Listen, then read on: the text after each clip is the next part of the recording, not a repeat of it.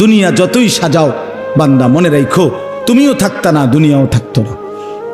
তুমিও যেমন মৃত্যু হবে, এই কায়নাতেরও মৃত্যু হবে।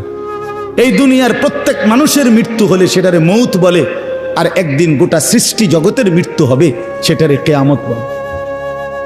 সেটারে কিয়ামত বলে। কেউ থাকবে না, আল্লাহ কথাটা বারবার মনে করাইছে। তোমার যেমন মৃত্যু হবে, সৃষ্টি জগতেরও মৃত্যু হবে। ইযা সামাউন ফাতারাত ওয়া ইদাল কাওয়াকিবুন তাসারাত। আল্লাহ বলেন ইযা শামসু কুফিরাত। আল্লাহ তাআলা এভাবে বারবার বলছে ইযা সামাউন শাক্কাত, আসমান ভেঙে যাবে, চূর্ণ বিচূর্ণ হয়ে যাবে, তারকারাজি খসে খসে পড়বে, সূর্য চন্দ্র আলোহীন হয়ে পড়বে। আল্লাহ তাআলা বলেন ইদা রাজ্জাতিল আরদু রাজ্জা, জমিন পাউডারের মতো রেজা রেজা পাউডার হয়ে যাবে। আল্লাহ তাআলা বলছে পাহাড়গুলো তুলার মতো ধুলির মতো উঠতে থাকবে।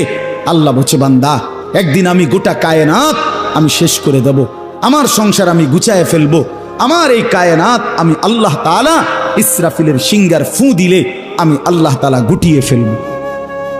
এই কথাটাই আপনাদের সামনে এখানে আমি শুনাইতে চাই। এই অল্প একটু শুনে আল্লাহ তাআলা এখানে এই কথাটাই তুলে ধরছেন কোরআনের বহু সূরায়, যে বান্দা এই সৃষ্টি জগৎ একদিন থাকবে না, কিয়ামত হবে, একদিন ইসরাফিল ফু দিবে।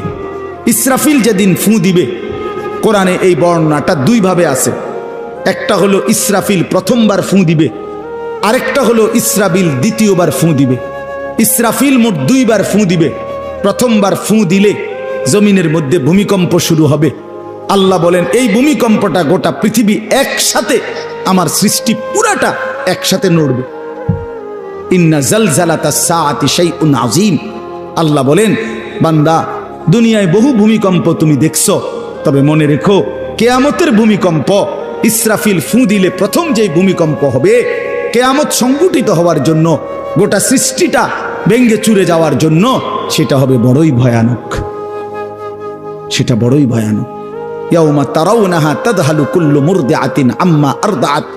কোরআন শরীফে আছে এই প্রথম ভূমিকম্প যখন শুরু হবে জমিনে, ইসরাফিলের ফু শুরু হবে, সব কিছু যখন ভাঙতে শুরু করবে, আল্লাহ তাআলা বলেন যে মা তার দুধের বাচ্চা কোলে দুধ খাওয়াচ্ছিল, ওই মা সন্তানকে ছুঁড়ে ফেলে দিয়ে পাগলের মতো ছুটতে থাকবে। ওয়াতাদাউ কুল্লু যাতি হামলিন হামলাহা, যে মায়ের পেটের বাচ্চা 10 মাস পূর্ণ হয়ে গেছে, এই আর ঘন্টা 2-4 ঘন্টা পরে বাচ্চাটা প্রসব হবে।